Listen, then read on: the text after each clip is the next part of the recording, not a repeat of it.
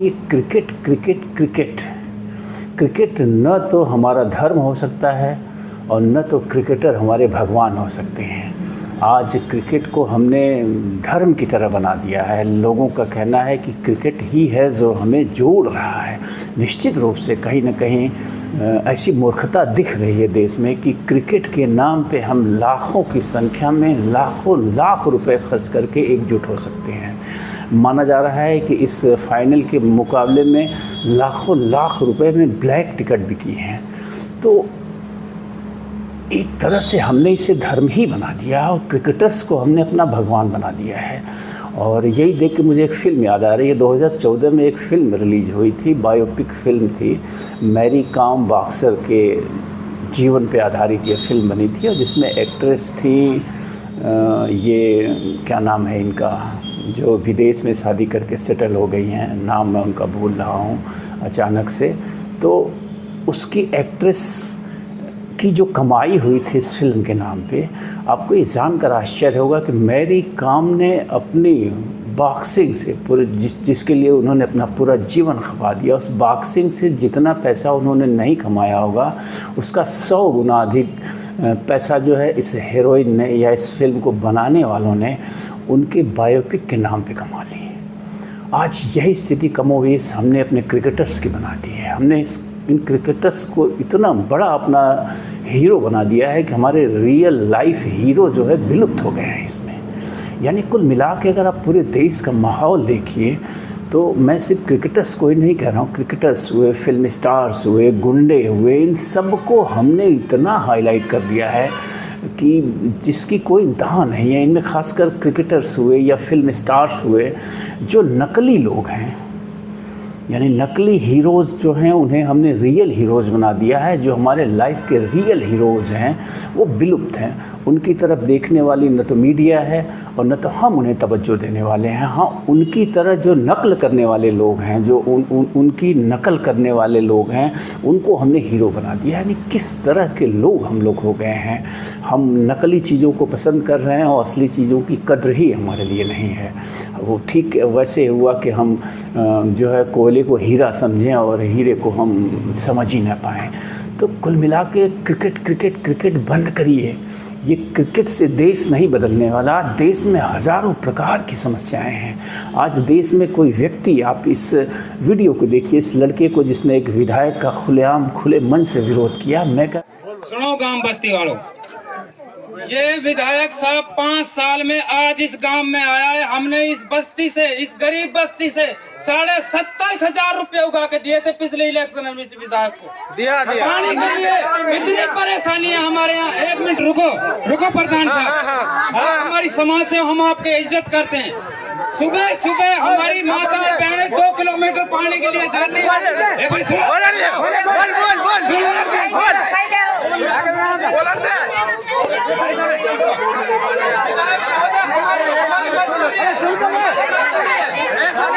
हमारी माता क्या करें हम? जिंदाबाद जिंदाबाद जिंदाबाद जिंदाबाद जिंदाबाद जिंदाबाद जिंदाबाद। कह रहा हूँ कि ऐसे युवाओं को प्रोत्साहित करने की ज़रूरत है जो प्रश्न करने का साहस करते हों। उसके साथ कोई एक व्यक्ति खड़ा हुआ आपको नहीं दिखेगा। इवन आप देखिए उसके आसपास के लोग उसे चुप करा रहे हैं। अरे चुप चुप चुप चुप, क्यों ऐसा बोल रहा है? यानी वो सच बोलने की कोशिश कर रहा है तो उसे मना किया जा रहा है। और क्रिकेट मैदान पे मैच देखने के लिए माय गुडनेस ऐसा इमोशनली लोग जुड़े हुए हैं जैसे कि कोई ईश्वरीय गेम चल रहा है। जैसे कि अगर वर्ल्ड कप भारत जीत जाता तो भारत आज ही रात में विश्वगुरु, कल रात में विश्वगुरु हो जाता, और हार गया तो विश्वगुरु नहीं हो पाया। भाई गुडनेस, खेल के प्रति लगाव होता है। मैं भी क्रिकेट का दीवाना रहा हूँ, क्रिकेट को लेकर दीवानगी रही है। मैं भी लोकल स्तर पे खेलता रहा हूँ क्रिकेट। लेकिन क्रिकेट एक हिस्सा मात्र है, हमारे मनोरंजन का एक हिस्सा मात्र है। ये हमारा देश नहीं है। मुझे व्यक्तिगत रूप से मैं नहीं कह सकता हूँ आपके बारे में कि आप क्या सोचते हैं क्या नहीं सोचते हैं। अपने देश के युवाओं को देख के शर्म आती है जो किसी सामाजिक मुद्दे पे एक शब्द बोलने का साहस नहीं कर पाते हैं। किसी के साथ लबे रोड अगर अन्याय हो रहा है तो उस अन्याय के विरुद्ध एक शब्द बोलने का साहस नहीं रखते हैं। वो युवा लाखों की संख्या में इन क्रिकेट स्टेडियम में जुट के मतलब ऐसे ऐसे नारे लगाते हैं, और स्टेडियम में ही नहीं एक जगह और ये जुटते हैं। राजनीतिक पार्टियां जो धर्म जाति के नाम पे राजनीति करती हैं, इन पार्टियों के पीछे भी ये धर्म जाति के नाम पे नारे लगाते हैं। तो इन युवाओं को देखकर मुझे तो व्यक्तिगत रूप से निश्चित रूप से मैं कहूँ तो शर्म आती है। मेरे देश के युवाओं, देश ऐसे नहीं बदलेगा। ये क्रिकेट है, ठीक है, हर चीज़ के प्रति लगाव मोहब्बत होना चाहिए। किसी समाज का जो सर्वांगीण विकास होता है उसमें खेल का भी महत्व है, उसमें मनोरंजन का भी महत्व है, उसमें राजनीति का भी महत्व है, उसमें हर चीज़ का महत्व, उसमें बैलेंस होना चाहिए और प्राथमिकता के स्तर पे चीज़ें चूज की जानी चाहिए। आज क्या कारण है कि सामाजिक मुद्दों पे इतनी बुराइयां इस देश में, इतना भ्रष्टाचार है, चाहे वो राजनीतिक भ्रष्टाचार हो, चाहे वो मतलब अनेकों प्रकार से हमारा पूरा समाज जो है कह सकते हैं कि बुराइयों से जकड़ा हुआ है। हम उन बुराइयों के विरुद्ध एकजुट नहीं हो पाते हैं, लेकिन हम क्रिकेट के नाम पे, हम जाति और धर्म के नाम पे इस तरह से भीड़ और भीड़ बन जाते हैं कि मतलब पूछने की बात नहीं है। क्रिकेट धर्म नहीं है, धर्म हमारा कर्तव्य होता है, धर्म धारण करने की वस्तु है। धर्म शब्द बहुत बड़ा है। धर्म अब कैसे मैं कहूँ कि काश हम भारतीयों में धर्म धारण करने की वो क्षमता जो कभी थी वो फिर से पनप पाती, फिर से जीवित हो पाती और हम अपने धर्म को धारण करना सीख पाते, न कि क्रिकेट को धर्म समझना।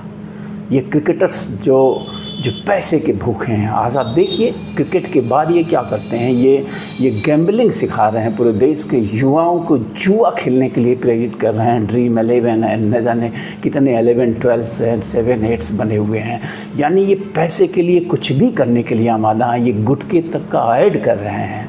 ये चाहे सिने स्टार हों, चाहे क्रिकेटर्स हों, इनके पास इतनी ज़्यादा दौलत आ रही है, उसके बाद भी दौलत की भूख इनकी नहीं मिट रही है और इन्हें हम अपना आदर्श मान रहे हैं। ये किस दृष्टिकोण से आदर्श हैं? जो गुटखा खाना सिखा रहा हो, जो जुआ खेलना सिखा रहा हो, जो शराब पीना सिखा रहा हो, जो सारी गंदे प्रोडक्ट्स का ऐड करके युवा को प्रोत्साहित कर रहा हो प्रोडक्ट्स को यूज करने का, इस्तेमाल करने के लिए, वो हमारा आदर्श कैसे हो सकता है?